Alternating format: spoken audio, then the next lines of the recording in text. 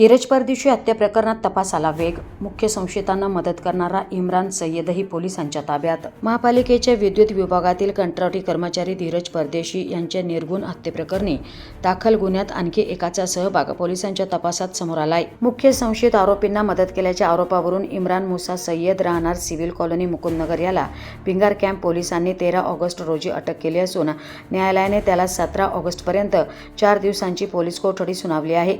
धीरज परदेशी मुकुंदनगर परिसरातील दर्गा दायरा येथे पथदिव्यांच्या दुरुस्तीचे काम करीत असताना त्याच्यावर हल्ला करण्यात आला होता. या हल्ल्यात तो गंभीर जखमी झाला होता. त्याच्यावर उपचार सुरू असतानाच 9 ऑगस्ट रोजी त्याचा मृत्यू झाला.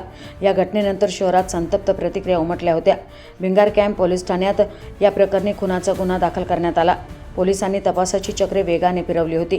या प्रकरणातील मुख्य संशयित मुस्तकीम ख्वाजा मियां सय्यद, मेहराज इब्राहिम सय्यद आणि सिराज इब्राहिम सय्यद तिघेही राहणार आलमगीर भिंगार यांना पोलिसांनी हैदराबाद येथून ताब्यात घेतले होते. त्यांना पळून जाण्यास मदत केल्याच्या आरोपावरून ख्वाजा मियां उर्फ अकरम याकूब सय्यद राहणार आलमगीर आणि वसीम रहीम सय्यद राहणार फकीरवाडा मुकुंदनगर यांनाही नगरमधून अटक करण्यात आली. याशिवाय महापालिकेचा वायरमन युनुस खान यालाही पोलिसांनी अटक केली आहे. या सर्वांकडे सध्या पोलिसांकडून कसून चौकशी सुरू आहे.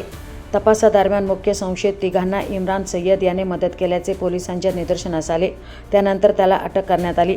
मुख्य संशयितांना त्याने नेमकी कोणत्या स्वरूपाची मदत केली, हत्येच्या घटनेशी त्याचा प्रत्यक्ष किंवा अप्रत्यक्ष संबंध आहे का, तसेच घटनेनंतर आरोपींना लपवण्यासाठी अथवा पळून जाण्यासाठी त्याने कोणती मदत केली याचा तपास पोलीस कोठडीत केला जाणार आहे. दरम्यान या गुन्ह्यात आणखी कुणाचा सहभाग आहे का याचाही पोलिसांकडून शोध सुरू आहे. त्यामुळे तपासात आणखी काही नावे समोर येण्याची शक्यता व्यक्त केली जाते.